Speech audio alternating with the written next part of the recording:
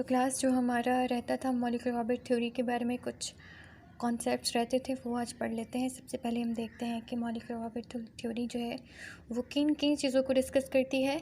तो पहला पॉइंट देखें, अगर हम वैलेंस बॉन्ड थ्योरी के साथ इसको कंपेयर करें तो वैलेंस बॉन्ड थ्योरी कहती थी कि अगर एक एटॉमिक ऑर्बिट दूसरे एटॉमिक ऑर्बिट से मिलता है तो वो जो है एक अनदर एटॉमिक ऑर्बिट बनाता है जिसके अंदर ही हम जो है वो जो इलेक्ट्रॉन्स फिल कर देते थे। जबकि मॉलिक्यूलर ऑर्बिट थ्योरी कहती है कि अगर एक एटॉमिक ऑर्बिट मिलता है दूसरे एटॉमिक ऑर्बिट के साथ तो ये जो है वो दो डिफरेंट मॉलिक्यूलर ऑर्बिट बनाता है। One is bonding and other is anti bonding. ठीक है, इसके अलावा ये मैग्नेटिक नेचर को डिस्कस करता है, आइदर पैरा है या डायमैग्नेटिक है। इसके बाद जो है वो स्टेबिलिटी बताता है, स्टेबिलिटी किससे निकलती है, बॉन्ड ऑर्डर से। बॉन्ड ऑर्डर किस तरह से निकलता है, इसका फॉर्मूला क्या है, बॉन्डिंग माइनस एंटी बॉन्डिंग से बॉन्ड ऑर्डर निकालते हैं हम। ठीक है, तो बॉन्ड ऑर्डर जब फ्रैक्शंस में होता है, फ्रैक्शंस में इसके पॉइंट्स में भी इसकी वैल्यू हो सकती है। इसके बाद बॉन्ड लेंथ जो है वो किस तरह से निकलेगी, अगर हम बॉन्ड ऑर्डर के इन्वर्स ले लें तो वो हमारी बॉन्ड लेंथ होगी। इसके अलावा मॉलिक्यूलर ऑर्बिट थ्योरी जो है वो वेव मैकेनिक्स को भी स्टडी करती है। वेव मैकेनिक्स मींस के particles have a wave nature. ठीक है, एक वेव डिस्ट्रक्टिव हो सकती है, कंस्ट्रक्टिव हो सकती है नेचर। ठीक है, कंस्ट्रक्टिव डिस्ट्रक्टिव आप लोगों को जो स्लाइड में अच्छे से एक्सप्लेन कर दिया था। इसके अलावा नोडल प्लेन के बारे में अगर हम डिस्कस करें तो नोडल प्लेन जो है वो किस तरह से यहाँ पर नोडल प्लेन जो है वो एरिया होता है जहाँ पे probability of the finding electron है वो ज़ीरो होती है। मीन्स के जहाँ पे इलेक्ट्रॉन की प्रेजेंस जो है वो हम ज़ीरो मालूम करते हैं। इस तरह यहाँ पे सिग्मा, अगर सिग्मा का देखा हुआ है कंस्ट्रक्टिव इंटरफेरेंस है तो इस तरह से बनेगा बॉन्डिंग, और इस तरह से एंटी बॉन्डिंग बनेगा। एंटी बॉन्डिंग के अंदर एक नोडल प्लेन है, बॉन्डिंग में कोई नोडल प्लेन नहीं है। ठीक है, फिर उसके बाद 2p-Z का अगर देखें, 2p-Z का स्ट्रक्चर देखें तो Z जो है वो एक्सियल ओवरलैप करता है हमेशा से। ठीक है, 2px और 2py जो है वो साइड वाइज ओवरलैप करते हैं। इनका कंस्ट्रक्टिव कंस्ट्रक्टिव देखें तो इसके टू नोडल प्लेन नज़र आ रहे हैं आपको। ये वो एरियाज़ हैं जहाँ पे प्रोबेबिलिटी ऑफ फाइंडिंग इलेक्ट्रॉन जो है वो ज़ीरो होता है। इसके बाद यहाँ पे इसके जो है वो 3 नोडल प्लेन्स दिखाए गए हैं। ठीक है, इसके बाद जो है अगर हम 2px इन 2py की बात करें तो यहाँ पे जो है वो कंस्ट्रक्टिव और डिस्ट्रक्टिव देखें तो इसका एक नोडल प्लेन बनता है, इसके 2 नोडल प्लेन बनते हैं। उसके बाद बच्चों जब भी हमने एमओ ड्रा करनी है, मॉलिक्यूलर ऑर्बिट थ्योरी पढ़नी है या स्टडी करनी है तो 3 रूल्स को आपने अपने माइंड में रखना है। Aufbau principle, Pauli exclusion principle and Hund's rule. Aufbau principle क्या है, वो बताता है कि जो है वो हमेशा जो है इलेक्ट्रॉन्स जो है on the basis of their lower energy to higher energy जो है फिलिंग करते हैं। इसके बाद पाउली कहता है कि ऑपोजिट स्पिन होना चाहिए। होन्स रूल कहता है कि इसको पहले सिंगली फिल करते हैं फिर डबली फिल करना है इलेक्ट्रॉन्स को कभी भी ऑर्बिट्स के अंदर। तो क्लास नेक्स्ट हमारे पास आता है जो मेन टॉपिक है हमारा, वो है कॉन्फ़िगरेशन एमओ। जैसे एटॉमिक ऑर्बिट्स की कॉन्फ़िगरेशन होती है जैसे कि 1s 2s 2p 2px 2py। ठीक है, ये कॉन्फ़िगरेशन होती थी। ठीक है, अब इसी तरह अब अगर एक मॉलिक्यूलर ऑर्बिट बन रहा है, ठीक है, तो उसकी कोई ना कोई कॉन्फ़िगरेशन भी होती है। तो उसकी कॉन्फ़िगरेशन जो है वो ये आप लोगों को मैं सिखा रही हूँ। ठीक है, वो किस तरह से है। अगर तो हमारे पास ऐसा कोई मॉलिक्यूलर ऑर्बिट बन रहा है, ऐसा कोई मॉलिक्यूल है जिसके अंदर टोटल इलेक्ट्रॉन्स जो हैं वो 14 इलेक्ट्रॉन या इससे कम है, तो उसके लिए जो है वो हमारे पास कॉन्फ़िगरेशन इस तरह से होगी। सिग्मा 1s में सबसे पहले इलेक्ट्रॉन की फिलिंग करेंगे, उसके बाद जो है वो सिग्मा स्टार 1s, फिर उसके बाद सिग्मा 2s, फिर सिग्मा स्टार 2s, फिर उसके बाद इलेक्ट्रॉन फिल होंगे pi 2px is equal to pi 2py। ठीक है, पहले x में फिर y में, फिर उसके बाद सिग्मा 2pz, फिर उसके बाद pi star 2px is equal to pi star 2pz। अब ये यहाँ पे इक्वालिटी क्यों रखी है, इन दोनों का एनर्जी जो है वो सेम होती है। पाई क्यों लगा है, क्योंकि ये साइड वाइज ओवरलैप करते हैं। जी का मैंने आपको कहा था कि एक्सियल ओवरलैप करते हैं, इसलिए इसके साथ सिग्मा लगा हुआ है।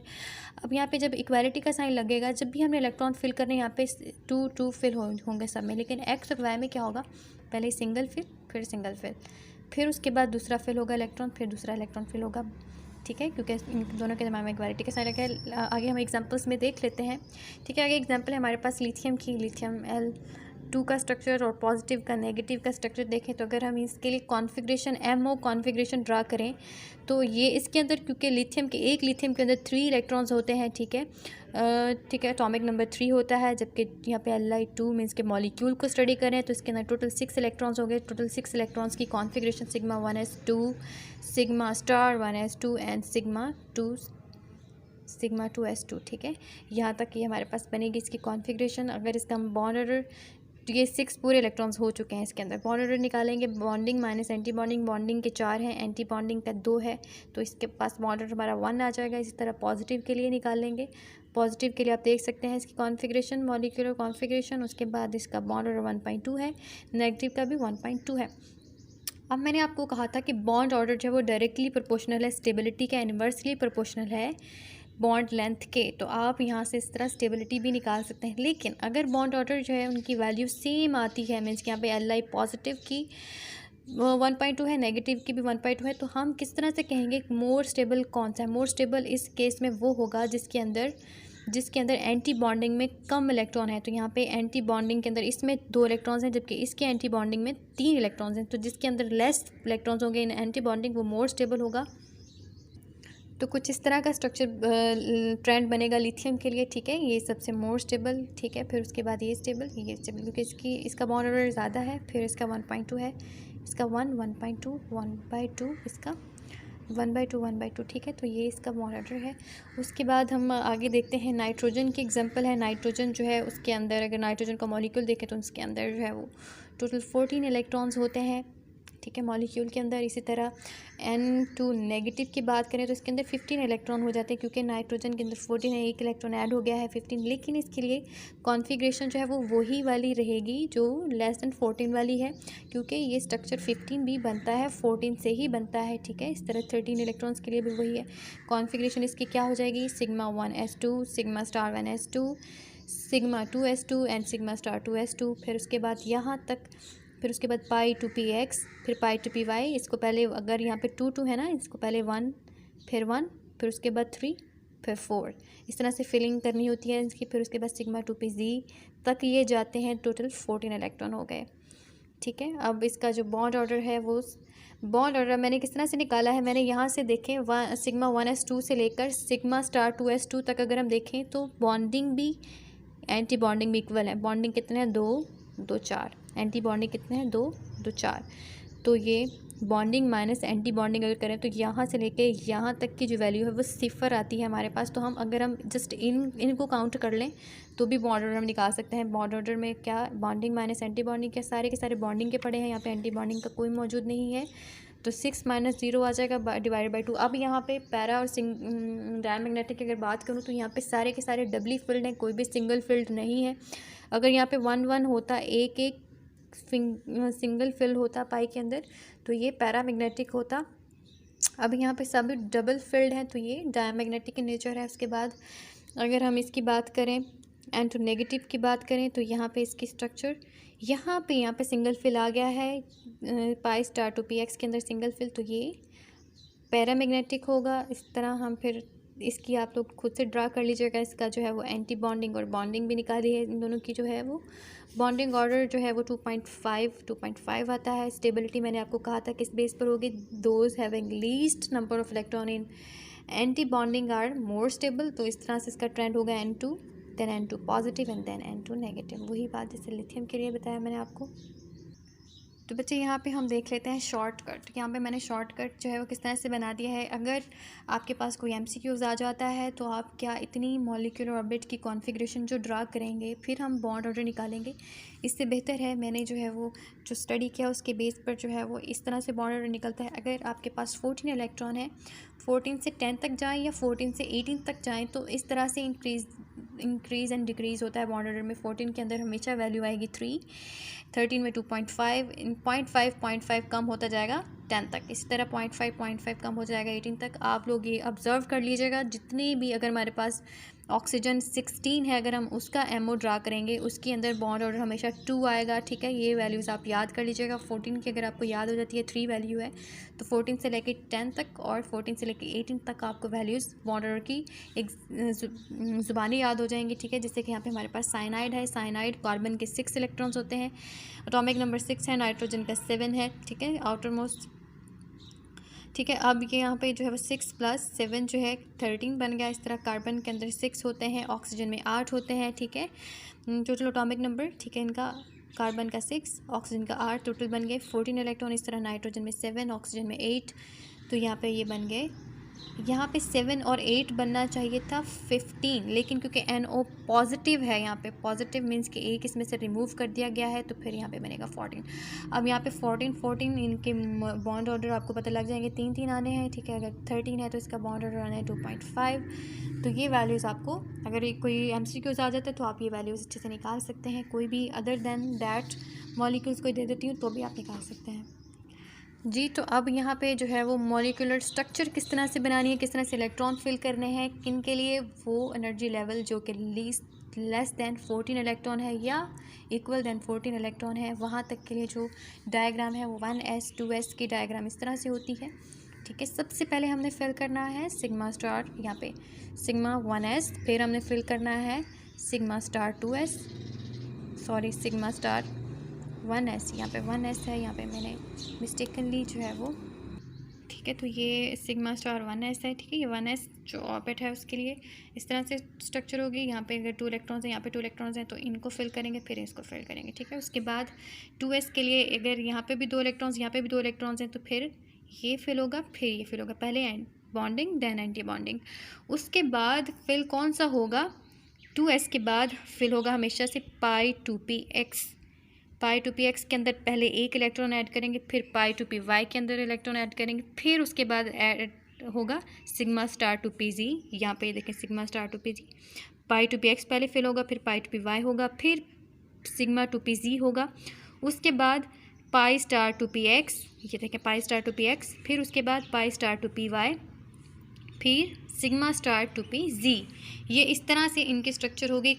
सब किस तक की, नाइट्रोजन तक की सब की डायग्राम्स जो है वो इस बेस पर होंगी।